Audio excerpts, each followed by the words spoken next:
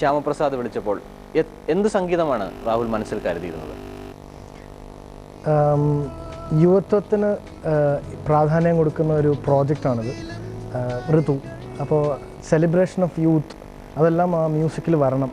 അപ്പോൾ ഒരുപക്ഷെ അതുകൊണ്ട് തന്നെ ഞാനൊരു യൂത്ത് ആയതുകൊണ്ടായിരിക്കാം ഒരുപക്ഷെ ശ്യാംജി എന്നെ വിളിച്ചത്. ബട്ട് ഞങ്ങൾ നന്നായിട്ട് കണക്ട് ചെയ്തു. നമ്മളുടെ സംഗീതവും നമ്മളുടെ തോട്ട്സും എല്ലാം ഒത്തിരി കണക്ട് ചെയ്തു. നമ്മൾ കേൾക്കുന്ന എക്സ്പോഷേഴ്സും എല്ലാം കണക്ട് ചെയ്തു.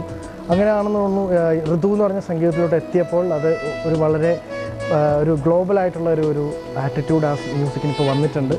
അതായി വന്നതാണ്. ഒന്നിനും പ്രീ കൺസീവ്ഡ് നോഷൻസ് ഒന്നും ഉണ്ടായിരുന്നില്ല. ആയി വന്നപ്പോൾ വളരെ നന്നായെന്നും എനിക്ക് തോന്നുന്നു.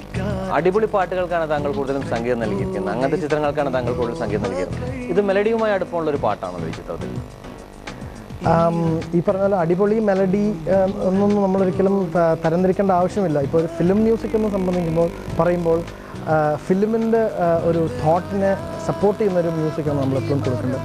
അപ്പോൾ കൺസെപ്റ്റിന് അനുസരിച്ചുള്ള മ്യൂസിക് ചെയ്യുന്നു എന്ന് മാത്രം. ഇപ്പോൾ ഋതു എന്ന് പറഞ്ഞ ഫിലിമിൽ ഉള്ള കൺസെപ്റ്റിന് വേണ്ടിയാണ് ഇപ്പോൾ മ്യൂസിക് ചെയ്തിരിക്കുന്നത്. അല്ലാണ്ട് പക്ഷേ വേറൊരു ഇത് പറയുകയാണെങ്കിൽ ശ്യാംജി എനിക്ക് തന്നൊരു ഫ്രീഡവും എല്ലാം വെച്ച് നോക്കുമ്പോൾ I think it's more of my kind of music. This is something that I would like to make in future also. ഈ സംഗീതത്തിലേക്ക് ശ്യാമപ്രസാദിൻ്റെ നിർദ്ദേശങ്ങൾ എന്തെങ്കിലും ഉണ്ടായിരുന്നോ? സജഷൻസ് എന്തെങ്കിലും ഉണ്ടായിരുന്നോ?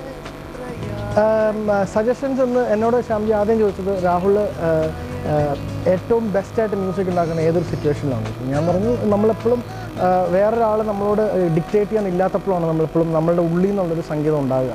അപ്പോൾ ശ്യാംജി എന്നോട് ആദ്യം പറഞ്ഞു, അങ്ങനെയാണെങ്കിൽ ഞാനൊന്നും പറയുന്നില്ല, രാഹുൽ എനിക്ക് ചെയ്തു തരൂ, ഞാൻ അപ്പോൾ എനിക്ക് എൻ്റെ സിറ്റുവേഷനിൽ ചേരുമില്ല എന്ന് നോക്കാം. അപ്പോൾ സിറ്റുവേഷനിൽ സംസാരിച്ചു, ഞാൻ ചെയ്തു കൊടുത്തു, ശ്യാംജിക്ക് അത് ഇഷ്ടപ്പെട്ടു. അങ്ങനെയാണ് അതിപ്പോൾ സംഭവിച്ചത്.